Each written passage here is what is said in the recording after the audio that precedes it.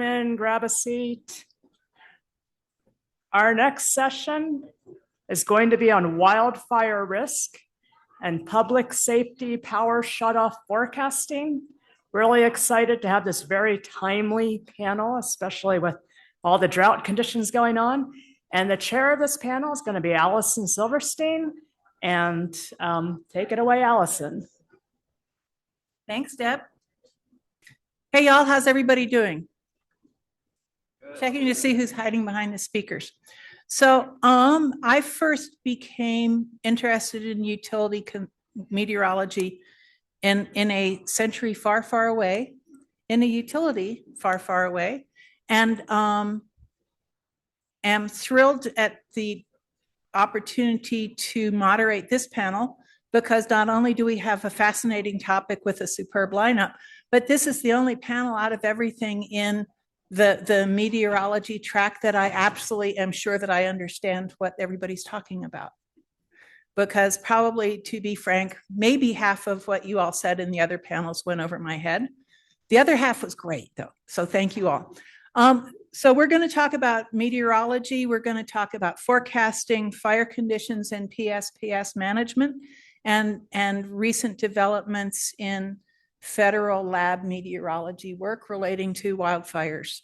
So I am pleased to present my once upon a time colleague, Scott Strenfel from PG&E. PG&E was, as I'm sure you all know, one of the first utilities to start actively conducting and managing PSPS, and they have done amazing strides under Scott's leadership and others since the first one that you guys started them in 2017, I believe. 2018. 2018. Yeah. Okay. Yeah. All righty, I'm back. Yeah, so I think I already gave you this introduction. Most people that saw my first slide know a little bit about PG&E, the wildfires, the bankruptcy that we went through, the very tough times. Actually, Alison, I think you're right. We came up with PSPS in 2017 after the October 8th and 9th Diablo wind event. And a Diablo wind event is just our name for a Santa Ana wind event, downsloping in the Front Range, Chinook, they have many names, but essentially it's a dry, dynamic wind that causes a lot of issues. And if you have an ignition under those type of conditions, it's gone. There's no way that you just don't have enough water to put this out. It's basically Mother Nature at its worst. And the only way that it's going to go out is once the winds die down or it just runs out of fuel. And we had a traumatic event in October 8th and 9th, 2017. I remember I was the operational meteorologist forecasting that event. And essentially we had our outage prediction model, which I already spoke about running at the time. And our outage prediction model was saying we had elevated outage activity in the North Bay. And then we also had our fire potential index running, which I'll show you in a little bit, that had elevated fire risk. What we didn't have is a PSPS program, right? And essentially what happened, I remember going to basically forecasting all day from about 6 a.m. when it starts. When you're when you're an operational meteorologist, you're during a extreme wind event, when you have a very small team, you're basically working the entire day. And so I think I went to sleep after forecasting straight from like 6 a.m. to about 9 p.m. Went to bed. Those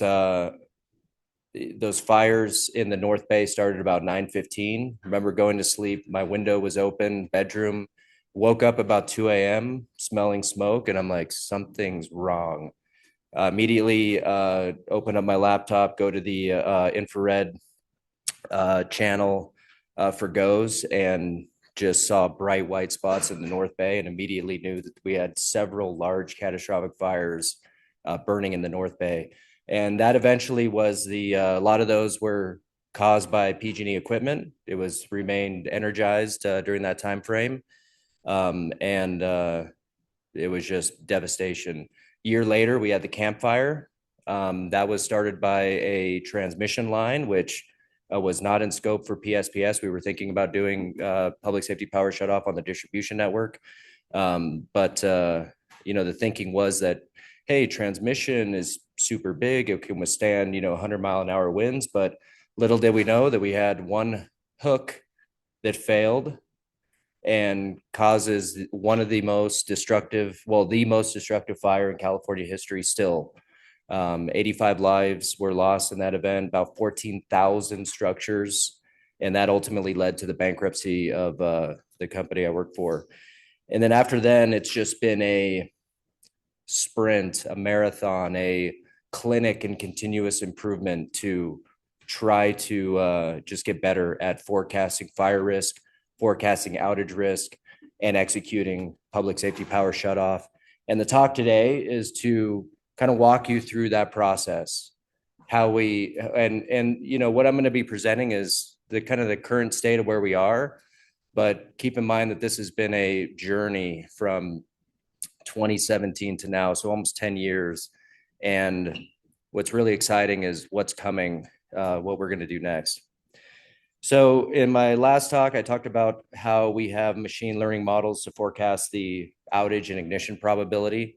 So whenever a utility is looking at where are we going to shut off the power proactively because the winds are going to be high, they're thinking about damage on infrastructure that could cause an outage, which could cause an ignition, right?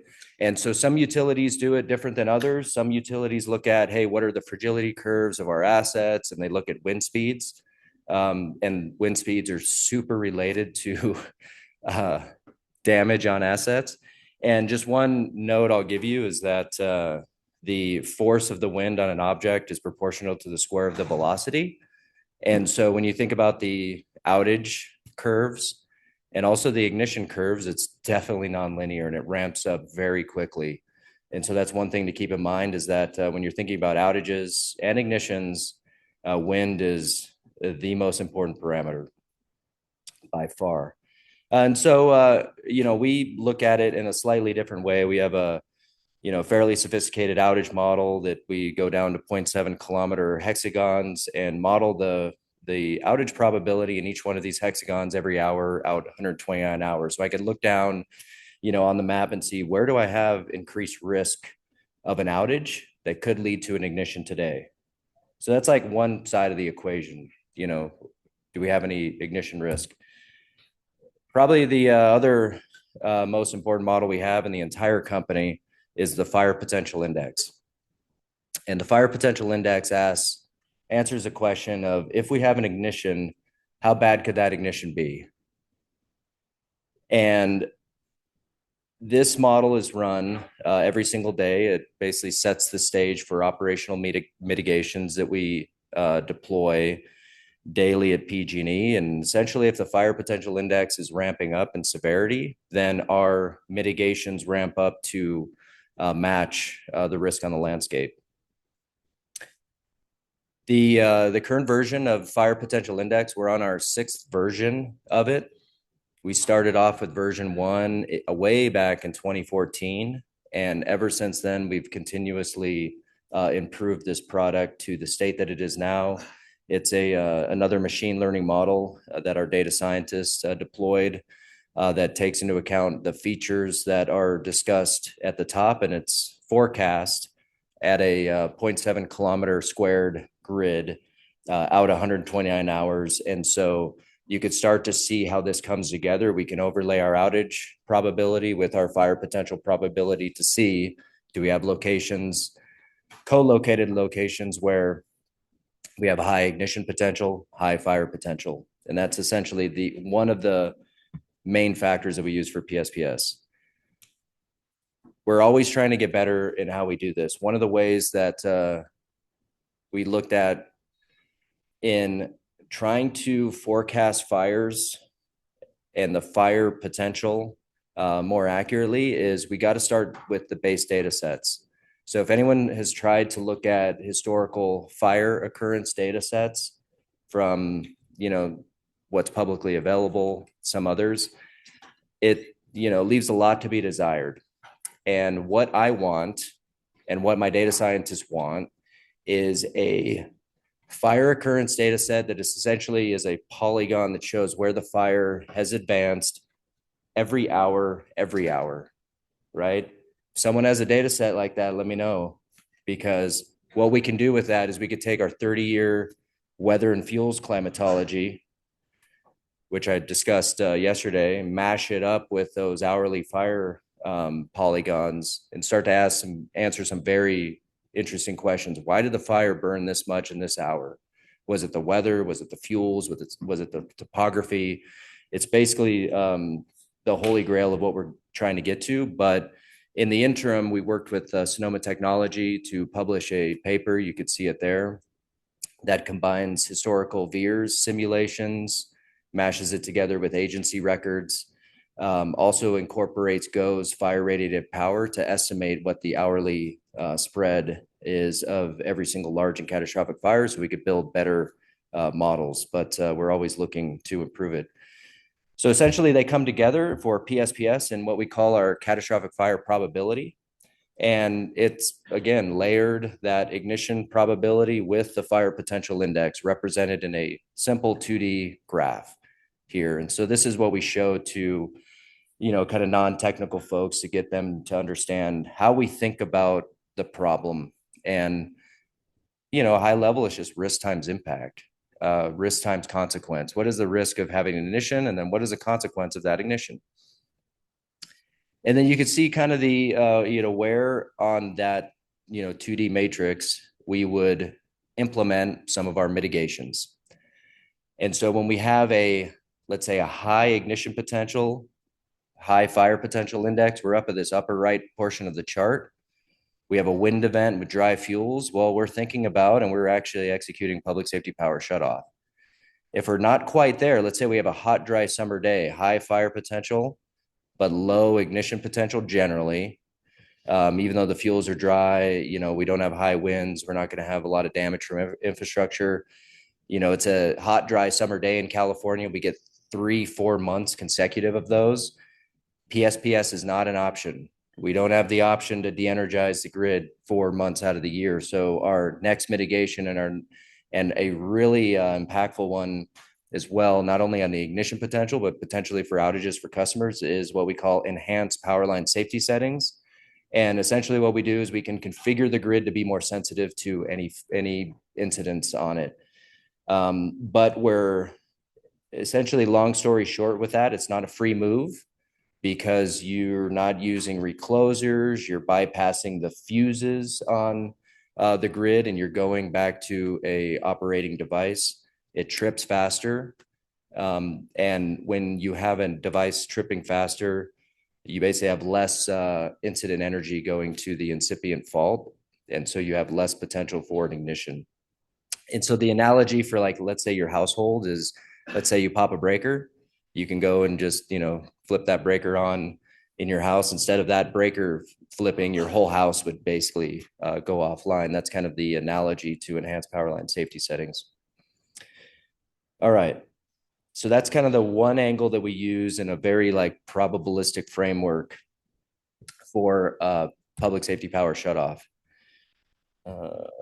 Okay, let me skip down to this. The other model that we use is, we know that we have a lot of low probability, very high impact events that can happen. One of those would be potentially the Dixie Fire, which PG&E started.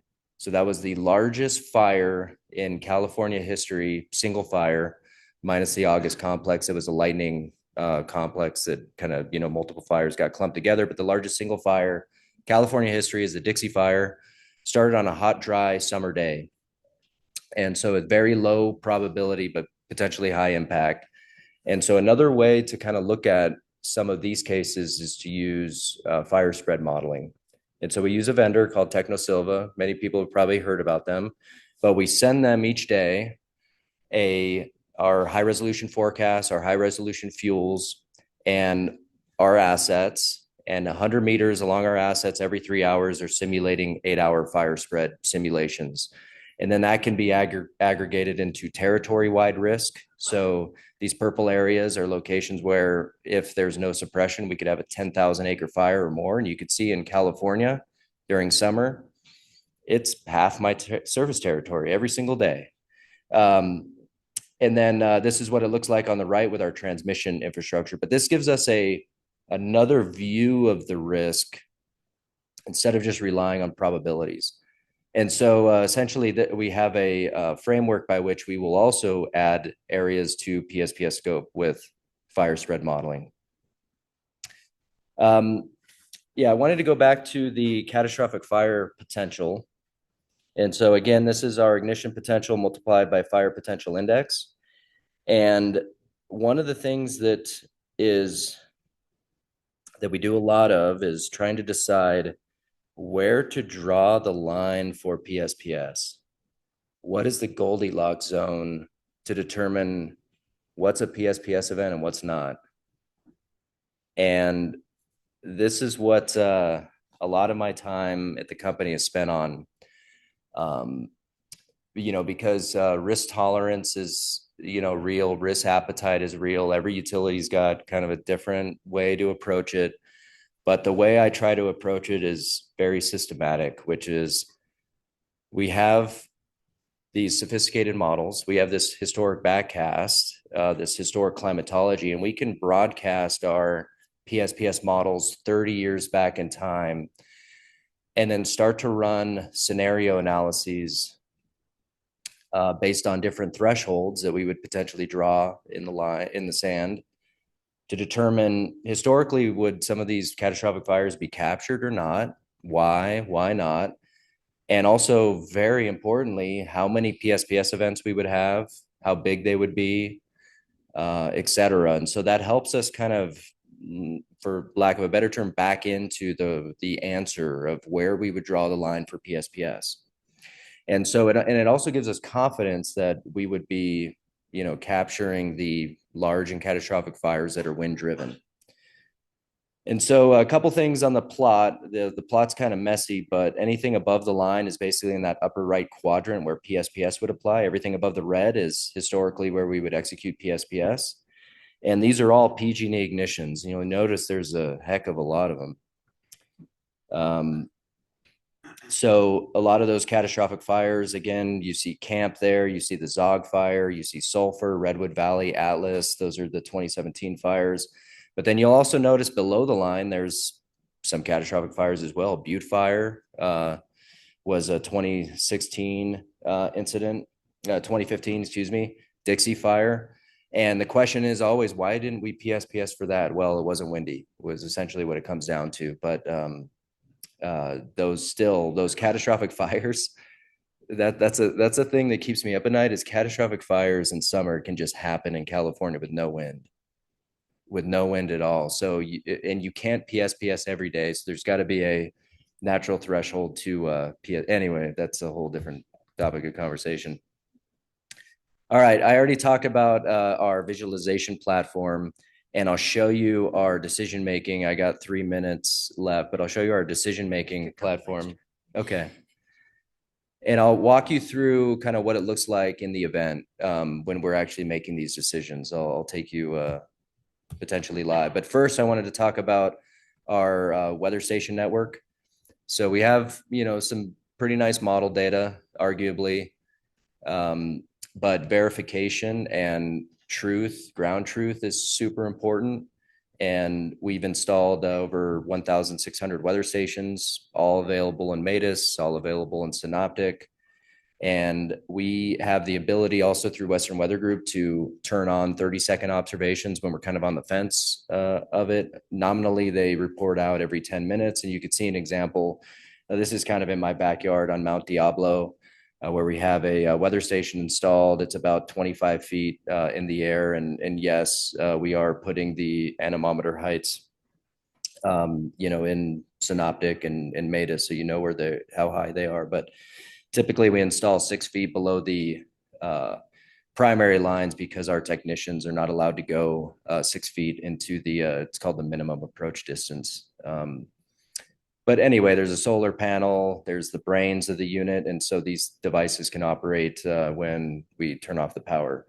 So this all of our model data, all of our PSPS data comes together in this situational awareness platform.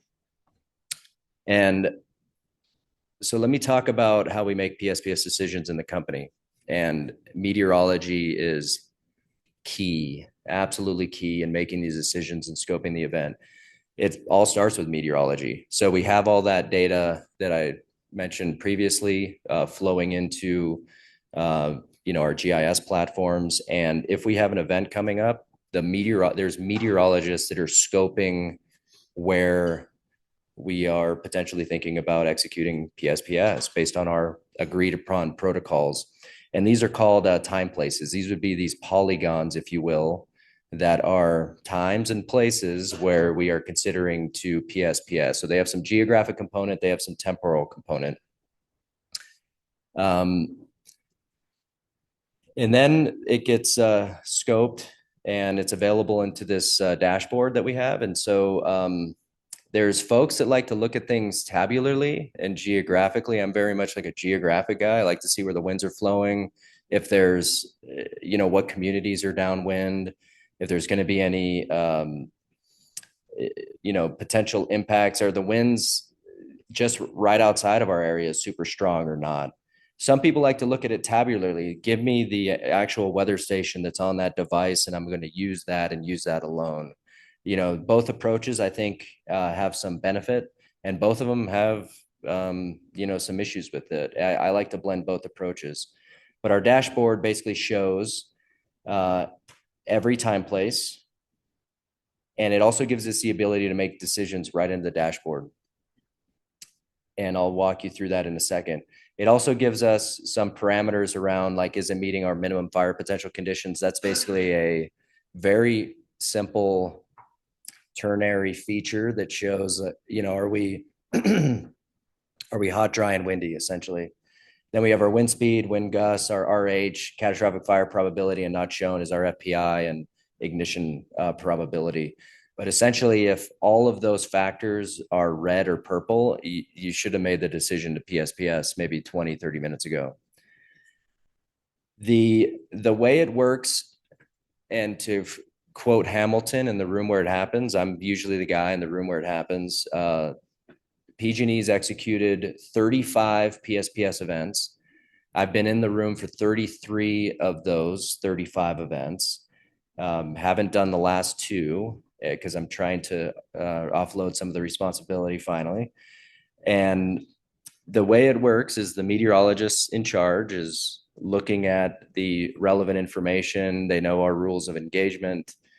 And if we see something that is nearing our thresholds or is about to exceed our thresholds based on, let's say, our machine learning forecast at each one of our weather stations or other relevant data, we will make the recommendation. This is a recommendation column to de-energize, monitor, standby, or issue an all clear. And how it works is you can imagine a command center.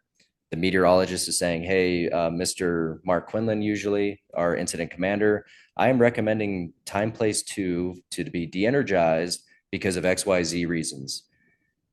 They will review that information and they will approve it or decline it in this dashboard. And then it flows off to operations to make those operational decisions, all right here in this tool, which is very neat because then it reflects right in this dashboard. We could see our outages. We can make sure that things are de-energized, et cetera. And that is exactly how it works. So I hope you can visualize how that is. And then we have a bunch of observers from, let's say, our regulatory agency, our operational or federal observers that are kind of watching this ballet happen, if you will. And then coming out of an event, when the winds subside, it's very much the opposite. So meteorology is recommending an all clear to be made, and then that gets approved down the line, and then we communicate to customers. But, I hope through the course of the talk, you got to understand the data that goes into some of our PSPS decision-making, some of the models, and then how we actually execute it live. So thank you for your attention.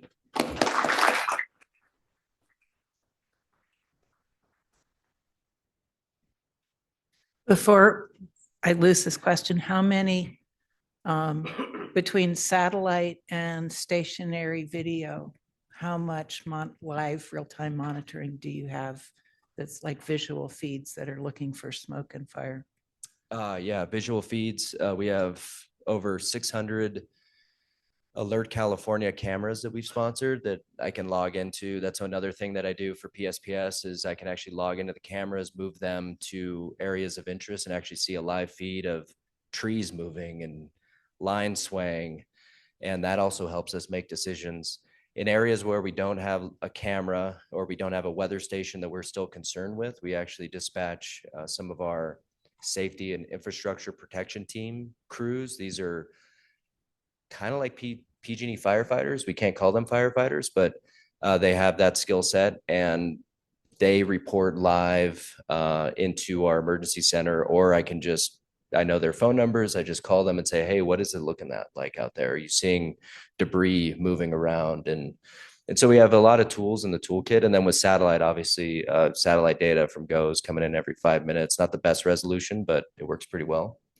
Thanks. And last time I checked, one of the reasons his job is so hard is because, if I recall correctly, close to a third of the trees in PG&E service territory are dead, thanks to drought and bark beetles.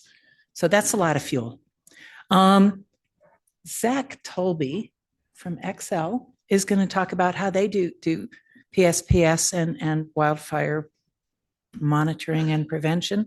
He has a much more diverse service territory and a much younger program. So take it away.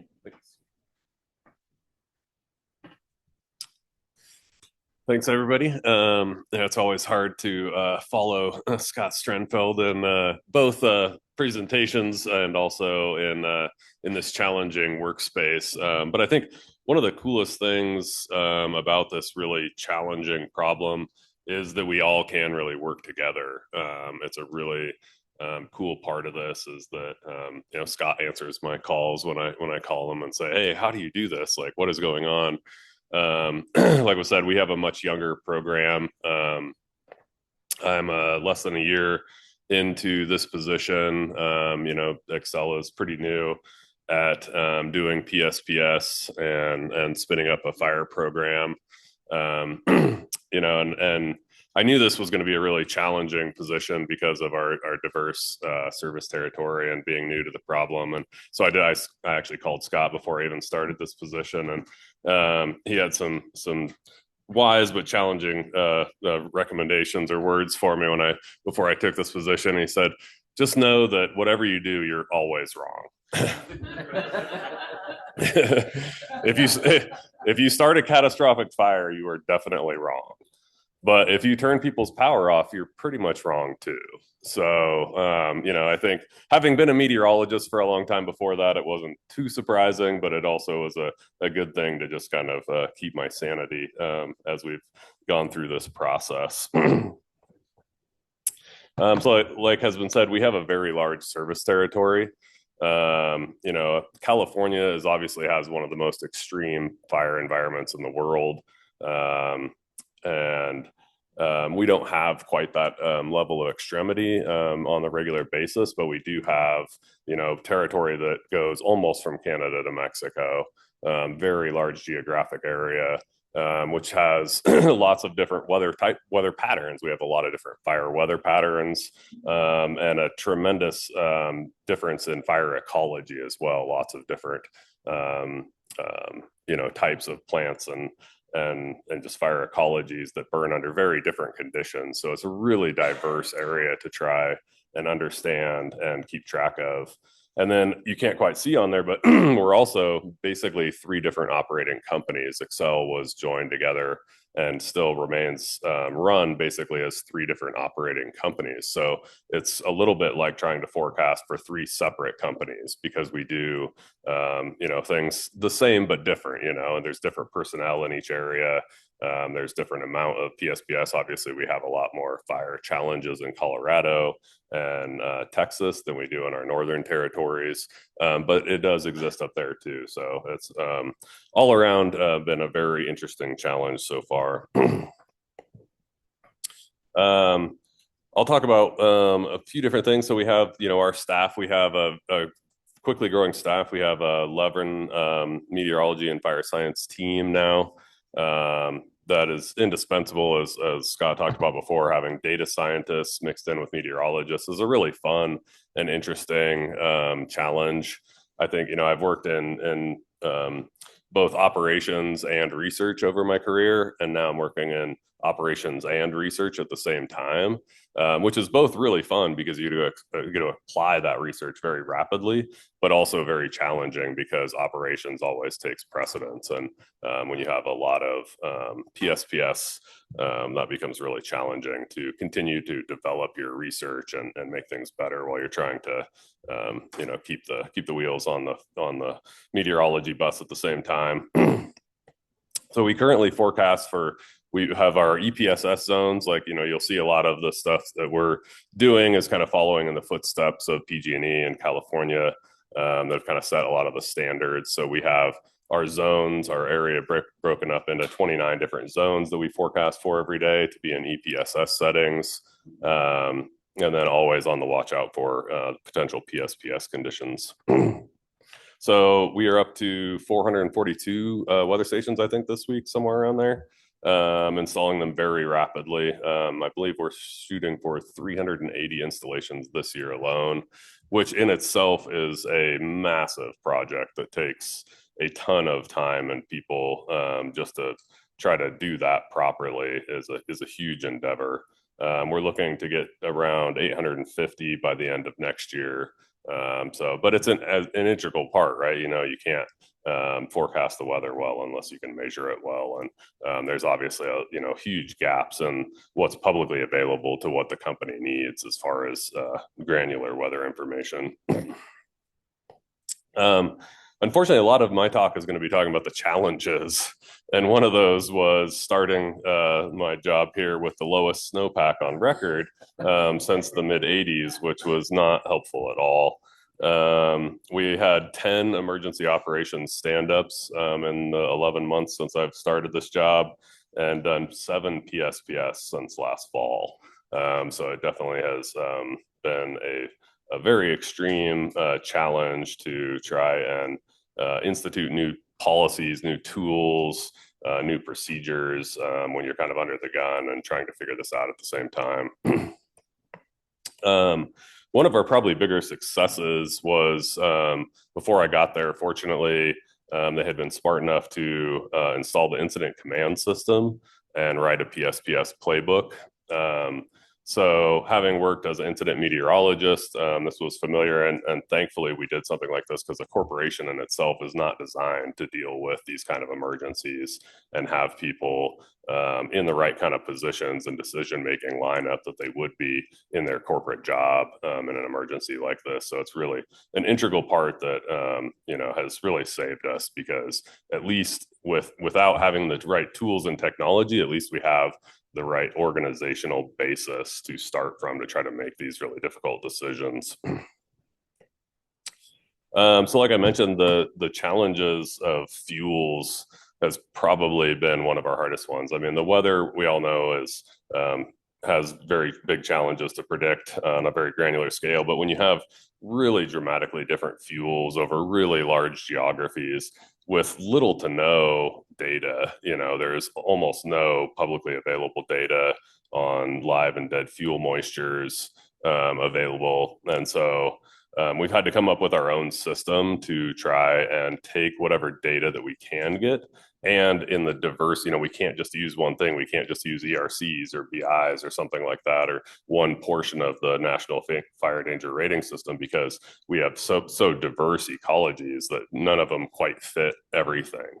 So we had to come up with our own way to rate those fuels. And so we came up with an in-house wildfire fuels index, where we can take different portions of those inputs and create a fuels forecast. But it's still really challenging and a part that we're working with some other teams to try to develop our own fuel measuring program. And you'll see a lot of this from different organizations as they mature through this process, is that the publicly available data in almost every aspect is not sufficient.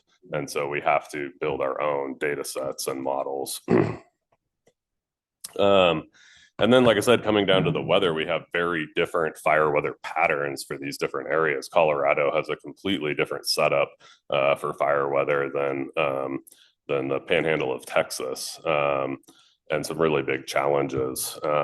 Part of the problem is that sometimes we can get the fire weather in both of those operating companies at the same time, which creates a whole nother set of challenges when you have only so many meteorologists, and you have to have people on the desk full time. And when you have different operating companies in different states, it really becomes a strain on the resources to be able to handle forecasting high impact weather in different, totally different states at the same time. And then another challenge is the downslope windstorms here. I spent a large portion of my career in the Sierra and in Reno forecasting downslope windstorms. And so when I took this job, I was pretty confident that I had a pretty good handle on forecasting downslope windstorms. Unfortunately, forecasting downslope windstorms in the Front Range is a completely different beast. It's the dynamics are just much more challenging. The models really do not handle downslope windstorms well. If you look at the Marshall Fire, there wasn't a high wind warning out till like 12 hours before that event, and it's for a good reason. They're really challenging. If the jet placement isn't perfectly in the right spot in the model, you won't see any surface winds, and so it's often where you can see times where the winds the surface reflection of the wind can be 10 to 20 miles an hour on one model run, and then the next one it can be 50 to 60 because of the dynamics of that problem. And so quite a challenge in the meteorology section as well. And like I mentioned before, if you've not seen this graph before, this is the range of snow water equivalent across the season for the state of Colorado, and the blue line is the most we've ever seen, and the red line is the least we've ever seen, and the black line was what we got this year. So we basically had fire season all year round this year, and of course not a good setup for the rest of the year going forward. So our challenges will continue, especially in Colorado.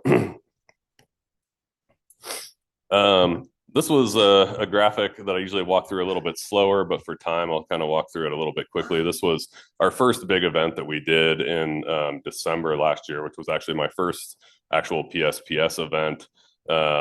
It was a really dramatic event where we had forecast. Luckily, we did get a good forecast time-wise out of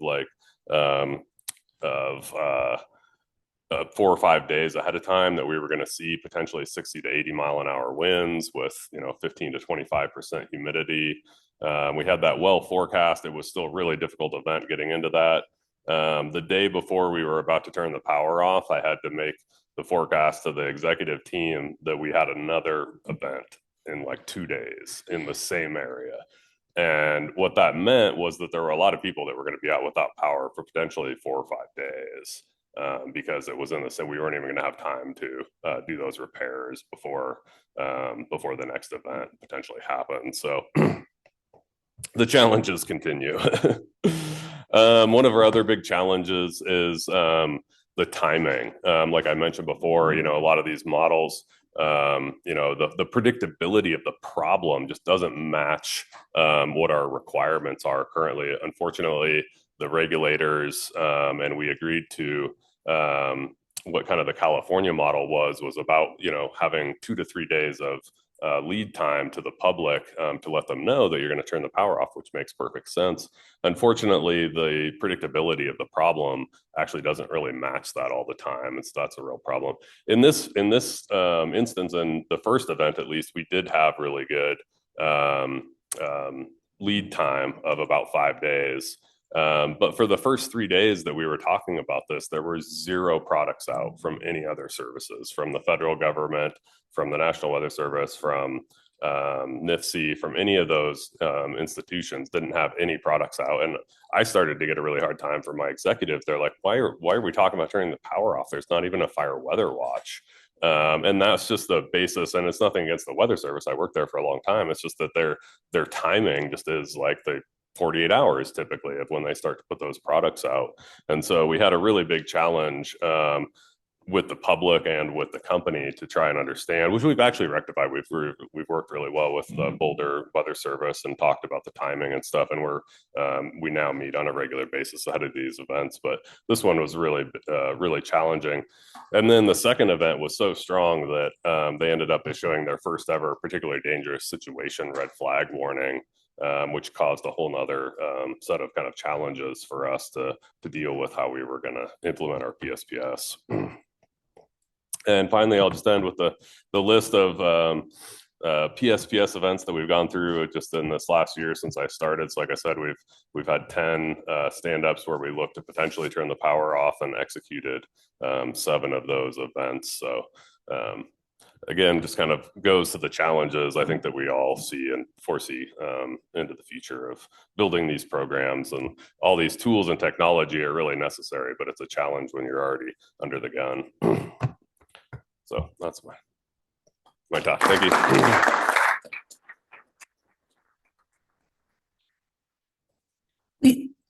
Excuse me, we thought it would be interesting to start with the people who are actually under the gun doing this in real time, and then back up to look at some of the tools and the research that is being done to identify some of the new algorithms and insights that will inform the kind of meteorology these guys will have to be implementing in the near future.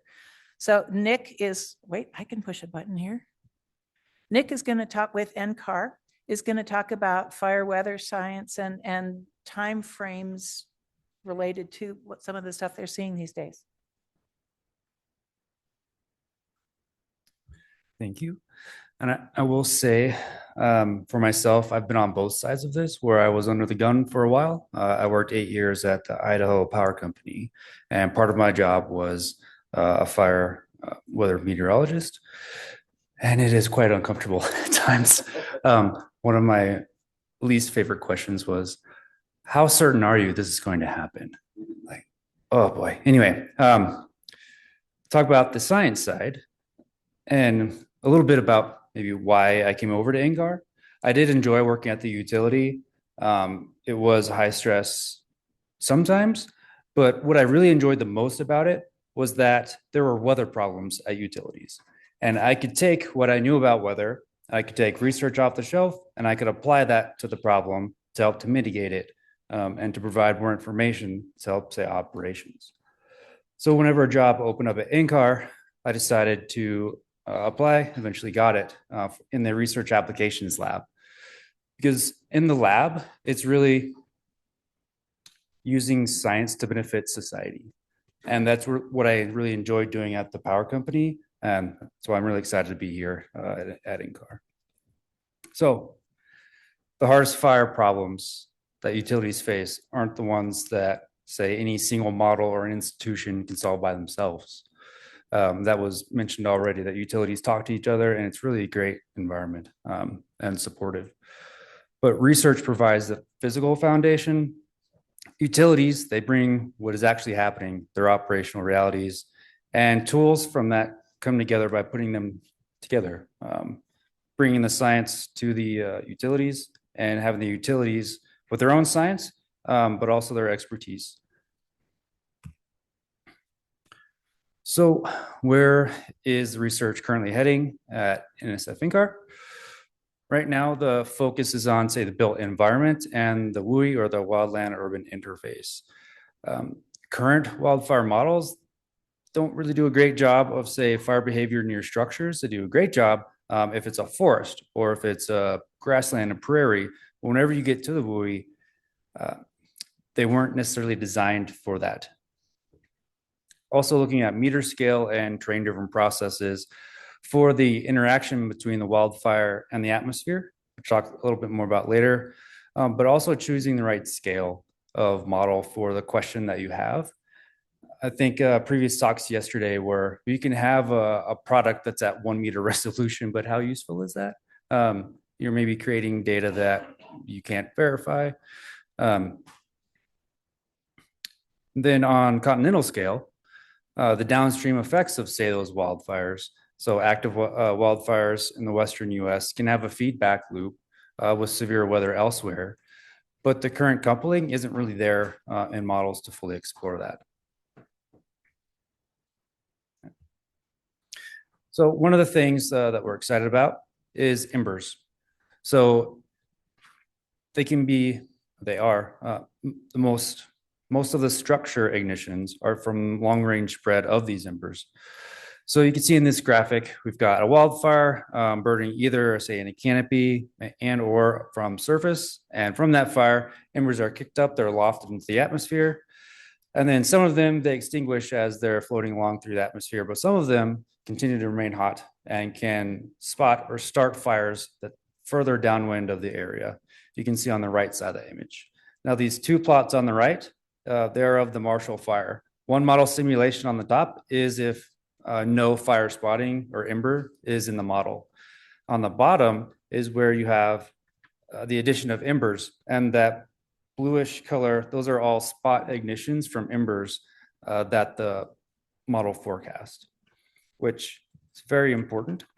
Here we have, if I can play this, a simulation. Now, this is including the ember model. You can see it's quite fast on some of its spread, but on the model that didn't have embers, it stopped on Highway 36, which is that diagonal highway in the middle. Here, the fire jumped over that obstacle and continued to burn. So again, this is an example of one of our wildfire models. You can see the plumes. You can also see the fire spreading across the fuels. I'll let that play out. One thing I did want to mention here, say hot, dry, and windy is what a lot of people kind of think of these large destructive wildfires. But as Zach just mentioned, cold is also a problem. Cold or cool, dry, and windy, I would argue, also critical. And that's something that I personally would like to explore more. Vapor pressure deficit does have time and place for it is important, but say it may not be as strong in the wintertime. So if you've got this model that's tuned to say vapor pressure deficit, it may not work as well for identifying those critical periods in the wintertime where you may have threats. And talking about models, we are currently working on, so we have Wildfire and also WRF S-Fire. Those are widely known in the modeling community. We're also working on a WRF CFBM or community fire behavior model. And it's a reimagining of the fire model framework. So to make it easier to have that model be more accessible and the maintenance to be easier, it's much more modular. And so they can also have building blocks that can go into it. It also has scale-oriented process representation, which can go across a wide range of spatial resolutions. And then it also has a simplification of the fire state initialization.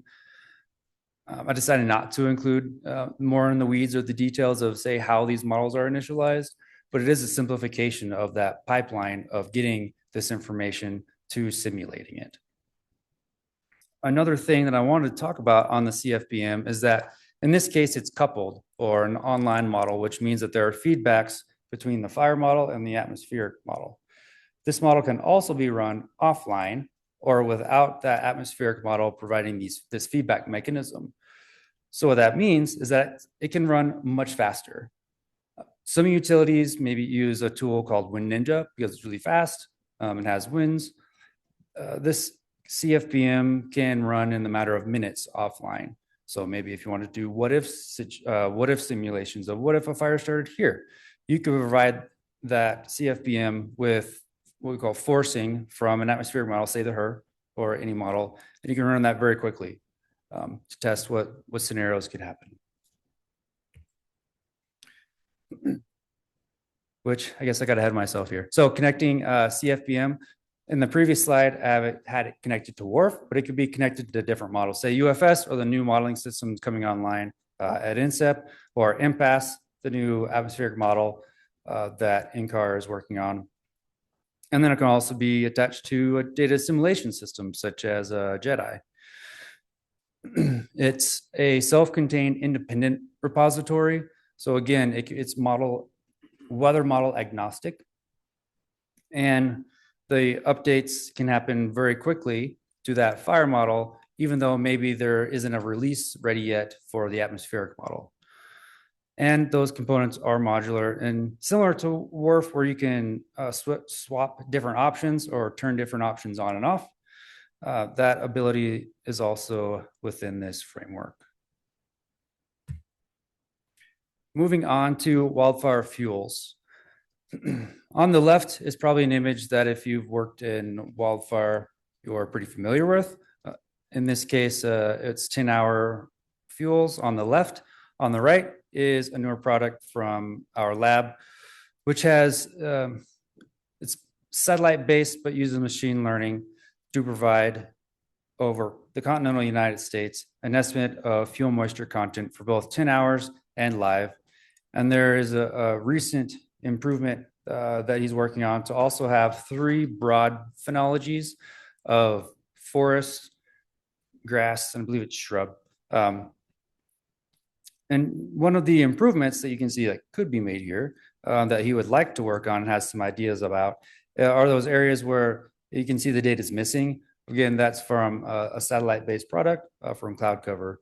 But again, he's got some ideas on how to fix that. So some challenges and opportunities in the research. One challenge, the funding landscape, at least federally, is changing rapidly over the last year, I'd say. However, with RAL, we're not only dependent on, say, federal funding or federal solicitations. We can also partner with private organizations, be it a utility or insurance companies or whoever it is, to do this research that can be beneficial for maybe not only that company, but potentially, say, all utilities. Observation data from control experiments, and in this case, I'm talking about wildfire experiments, it may not represent, say, extreme fire behavior. To be able to create a controlled extreme fire environment is very difficult, and also I would say dangerous. So a challenge. And also the fuel data accuracy mentioned in previous talks and fire start location are very important whenever you're trying to model that fire. On these images, that red outline, it's a bit hard to see. But the black line is the actual fire extent. And the red outlines are whenever the fuel moisture content is very low, 0.02 on the left, that fire extent is much larger in the model versus on the right where it's higher, about 16%. The model roughly, the perimeter matches that observed. However, there's a ton of opportunities for research in this space. One of them I don't necessarily have listed here, but let's say you wanted an hourly product that had fire boundaries that moved. I'm sure that the scientists at NCAR could come up with something to create a data set. So we're open to all sorts of problems and being able to work and collaborate to come up with some solutions to help with those issues. But we do have recent technology advancements for observations and also data processing through AI algorithms, which are frontiers that we're working on right now. There have been a lot of lessons for numerical weather prediction that are also translating into the wildfire modeling space. And then best practices and caveats for new AI models can also be informed by a huge pool of knowledge that we've developed over decades in just numerical weather prediction recommendations and applying those to those AI frameworks. So what's next? Convergence over divergence. So currently there's WRF fire, WRF fire. We're hoping that this community fire behavior model can be a place where it's modular enough and flexible enough that maybe we can converge and pool the ideas, research capabilities of that model. Focusing on difficulty of characterizing weather and fuels. And I would also say, again, what I mentioned earlier, maybe not necessarily challenging, but taking a different look at, say, wildfire risk from traditional views. I'm also interested in doing.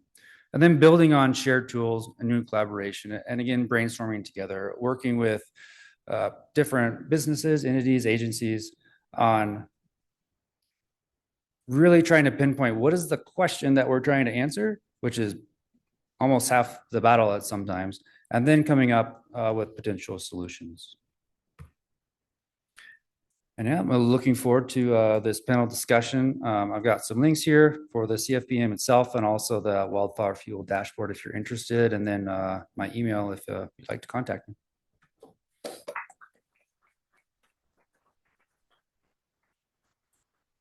I have a quick clarifying question for you, Nick. When you were talking about the community-driven model, what or who is the community? Yes, so this model originally was developed at NCAR, but it is in a GitHub repository, and anyone could download that GitHub repository and change it however you like. Very similar to WRF, the way it is now, where it's just publicly available. So yeah, community could be anyone with access. Thank you. Okay, next we have another lab, another researcher, more interesting work. This is Grant Buster from the National Lab of the Rockies, and he is looking at how fire weather and drivers are changing over time, which is actually something I'm dreading.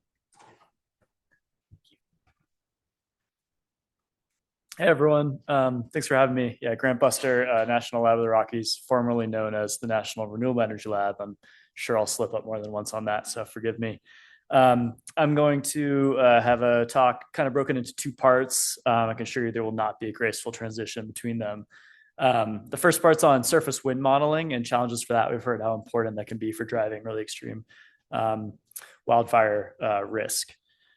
So, we have a lot of meteorologists in the room. I'm sure you all know better than almost anyone how challenging surface models are, representing this really heterogeneous mix of complex topography, terrain, surface roughness, buildings, trees, really, really complex stuff. In NWP models like the HRRR, for example, they kind of smooth that out, have a kind of an average representation. And that really affects, the near surface wind representation that could drive fire risk. But before we even start to validate the NWP surface winds, we found it necessary to create a curated QA/QC'd benchmark data set for near surface observed wind speeds across the US. A lot of people use the Synoptic API. Not everyone has access to that. For some people, it's paid.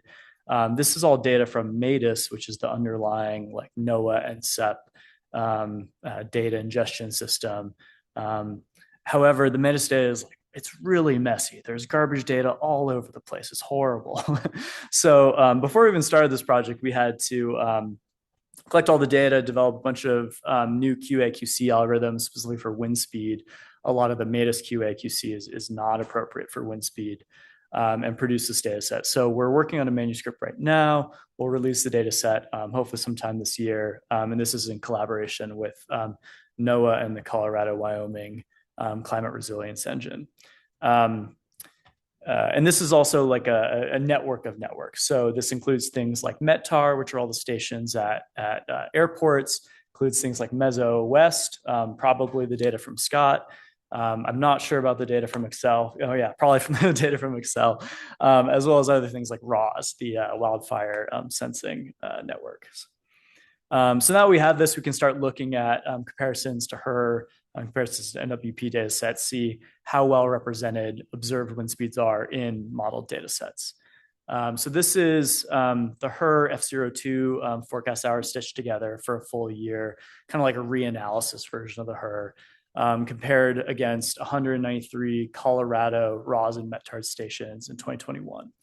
And listen, I'm a huge believer in the HRRR. We have found it to be incredibly accurate for 100-meter winds for wind power production and prediction. When it comes to near surface winds, things seem to kind of fall apart a little bit. On the left-hand side, you see a 1-to-1 scatter plot, R squared close to 0. We've always heard how difficult surface winds are to predict in complex terrain, Colorado being a great example of that. This is kind of evidence of that. And then on the right-hand side, you see on the y-axis is the HRR bias as a function of observed wind speeds. So what's really troubling here is as you get to higher and higher observed wind speeds, HRR is continually under predicting those high wind speeds more and more. And this is a trend that's been produced by others, Collins et al., who's like a NOAA group. So they were not the first to produce this, but it's pretty challenging when it comes to surface winds that drive wildfire risk. It's not all bad news. We call out 3 Front Range airports on this plot, Denver, Broomfield, and Boulder, and you'll see they kind of follow this trend, but then they tick up at the very end there. And those data points, those wind speed bins at the very end for specifically Broomfield and Boulder, that's they only have a few data points. That's the Marshall Fire. So the HRR actually did a really good job of estimating the Marshall Fire observed wind speeds in this kind of a reanalysis mode. But generally, the trend is concerning. So what do we do with this? Well, I've been involved in a lot of different downscaling projects where we take a low resolution data set like the HRR, use some sort of a weather model emulator to enhance the resolution to bring in high resolution topography or surface roughness. We tried doing that here, but the data's, it's not that good, and it's not really a resolution problem. It's real problems of whether the wind actually showed up or not, or was vastly underestimated. So we have kind of a vision of a new paradigm for downscaling that includes lots of different modalities. So the idea is to, we've built this machine learning architecture that acts as basically a big funnel. The idea is, instead of just acting like an NWP emulator, bring in the NWP data, but also bring in real-time observations from satellite, radar, met towers, in addition to, of course, the classical topography, surface roughness things. And some of these new machine learning architectures really unlock some really new capabilities like conditional inference or data assimilation and uncertainty quantification. So we're building this right now. It's a bit in a nascent phase, but we're really excited about this, specifically for the real-time ML-driven DA, where if you have these observations and we see how off near surface modeled winds are, well, why don't we use those observations to correct the modeled winds? Again, this is very nascent, so I'll have to apologize. We only have one slide showing results, and it's just like this very generic scatter plot for winds over specifically the Front Range, that is Boulder, Denver, Broomfield area. You can see HRR on the left and the ML downscaling on the right. You can see pretty large improvements. I mean, one of the good things about this kind of a challenge is there's lots of room for improvement. So you can see R squared improving quite a lot, lower bias, lower RMSE, all these things. And we'd really, owe this to the improved surface characterization and the conditional inference assimilating these data observations. So transitioning into more long-term trends in fire weather, we have another project in collaboration with Oak Ridge National Lab and the University of Wyoming, looking at the changes, the future changes, far future changes in extreme fire weather days. So the map you're seeing here, we have a 5-member ensemble, generatively downscaled, a product we call Super CC out of the NREL, National Lab of the Rockies. And we've calculated the Canadian Fire Weather Index based on these 5 members. What you're seeing here is the change in number of extreme fire weather days per year over the next 20 years versus the last 20 years. The dark red is, more fire days, stippling is statistical significance and model agreement. All very good. I was very surprised to see not much change in the West when I first produced this. I grew up in the West, and man, there seems like there's been a lot more fires. So we started, pulling the thread on this, diving into some of the literature. One of the things we landed on was specifically in the Western US, there's been this observed really marked decline in atmospheric humidity from reanalysis data sets, from observation stations. This is not well represented in Earth system models, climate models at all. And there's been two excellent publications on this that have kind of alluded to the impacts on future fire weather projections, but haven't really dug into what this actually means for real fire weather metrics. So the first step was kind of looking at these atmospheric humidity trends. If you haven't seen these plots before, they might be kind of surprising. The bottom left is ERA 5, a reanalysis data set, and the dark brown are 40-year trends in declining relative humidity near surface. Pretty. So does blue mean it's getting wetter? Blue means it's getting wetter. Brown means like towards aridity. So it's getting a lot drier in the west. And this has been validated with observations.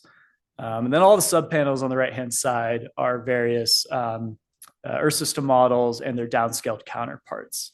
And basically, we see that none of the Earth system models or their downscaled counterparts are able to produce drying trends at this magnitude. And this has been verified across virtually all Earth system models from CMIP 6. So now we ask the question, okay, like our future projections, basically all these downscaled products that are used for these future fire weather projections don't have this trend at all. How much does this matter? So again, looking at the Canadian Fire Weather Index, a ubiquitous fire weather metric, you can see this is a 40-year trend in fire weather index from reanalysis over the last 40 years. And you can see, this aridity trend strongly overlapping with increased fire weather, which is the red in the Southwest. And then we broke out each of the variables that feeds into this metric and did kind of an isolated, like partial derivative type analysis. So this is the trend in fire weather index if only changes over the last 40 years in temperature were observed. Not as much as I would have thought.